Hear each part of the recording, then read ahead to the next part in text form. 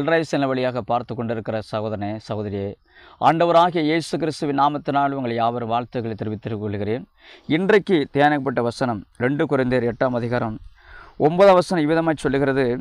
நம்முடைய கர்த்தராகிய இயேசு கிறிஸ்துவின் கிருபையை அறிந்திருக்கிறீர்களே, அவர் ஐசுமுள்ளமாக இருந்து நீங்கள் அவருடைய தரித்தனாலே ஐசுனாக்கும்படி உங்கள் நிமித்தம் தரித்திரமானார். அவர் கல்வாரி சிலுவையிலே நமக்காக அவர் தரித்திரமானார். நாம் ஆசீர்வாதம் இருக்கும்படி, நம்முடைய பிள்ளைகள் நம்முடைய சங்கதிகளை ஆசீர்வதிக்கும்படி அவர் தரித்திரமானார். லூக்கா 21:4ஆம் வசனம் சொல்லுகிறது, ஐசுவரன்கள் தன் பரிவரணத்தில் காணிக்கப்பட்டார்கள், இந்த ஏழை விதவையோ தன் வறுமைக்கென்று அன்றைக்குள்ள தன் வறுமைக்கென்று வைத்திருந்த காணிக்கப்பட்டாள். இயேசு மிகுந்த சந்தோஷத்தால் அவளை ஆசீர்வதித்து நாம் பார்க்கிறோம்.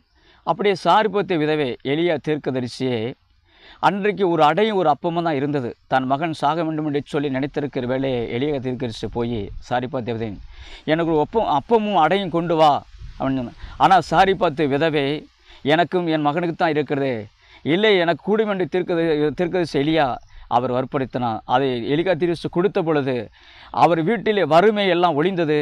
எண்ணெய் மாவு குறையில்லாதபடி தேவன் சாரிபாத்து விதவை ஆசீர்வதித்தார். அதை உங்களை சாரிபாத்து விதவை ஆசீர்வதித்த போல உங்கள் வீட்டிலே எண்ணெய் மாவு குறையில்லாதபடி தேவன் ஆசீர்வதிப்பார்.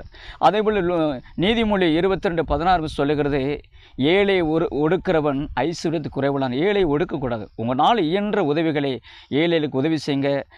தரித்திரமாக இருக்கிற யார் பிள்ளைகளுக்கு ஏழைகள் உதவி செய்யுங்க. அதன் மூலமாக உங்கள் குடும்பங்கள் பிள்ளைகள் ஆசீர்வதிக்கப்படும். தேவன் தாமே ஆசீர்வதிப்பாராக. ஆமேன்.